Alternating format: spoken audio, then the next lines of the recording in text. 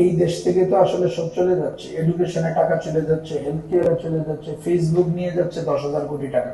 পূর্বাচলে আমাদের প্রজেক্টে software park করতেছি আমরা। বাংলাদেশে কোনো ডাটা সেন্টার নেই। বাংলাদেশে ডাটা সেন্টার, গুলশানে কিছু ডাটা সেন্টার আছে, লিমিটেড। বাংলাদেশের যা প্রয়োজন, যেই মানের প্রয়োজন, এর গ্লোবাল যে AWS ওদের ধারে কাছেও না। আপনারা তাজ্জব হয়ে যাবেন, AWS প্রতি বছর আমাদের থেকে 20,000 কোটি টাকা নিয়ে যাচ্ছে।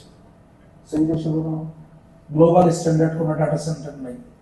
সো আমরা ডাটা সেন্টার তৈরি করতেছি, যেই আদলে যেইভাবে AWS তৈরি করছে সেই লেভেলে ডাটা সেন্টার তৈরি হবে বাংলাদেশে।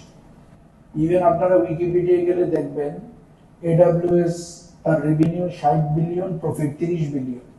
পৃথিবীতে এরকম কোনো ব্যবসা নাই 60 বিলিয়ন রেভিনিউ, 30 বিলিয়নই প্রফিট। সেটা হচ্ছে, আর এই দেশ থেকে তো আসলে সব চলে যাচ্ছে, এডুকেশনে টাকা চলে যাচ্ছে, হেলথ কেয়ারে চলে যাচ্ছে, ফেসবুক নিয়ে যাচ্ছে 10,000 কোটি টাকা। আর ফেসবুক বাংলাদেশকে নিয়ে এত মজার জায়গা। আমি একটা স্টাডি বললাম যে ফেসবুকে যা কিছু লেখা যায় বাংলাদেশে, কোনো রেস্ট্রিকশন নাই।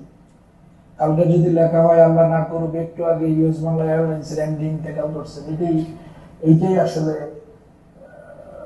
বিশ্বাসযোগ্য হয়ে যাব। কেউ কোনো শাসনই নাই। আপনাদের প্রতি আমার একটা বিনীত অনুরোধ থাকবে,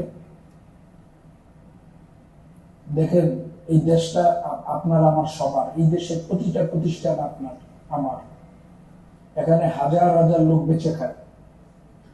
এভিয়েশন এরকম একটা সেন্সিটিভ জায়গা এবং হাই পেড স্যালারি। চানাচুর কোম্পানিতে 12,000 13,000 টাকা বেতন দেয়, টোস্ট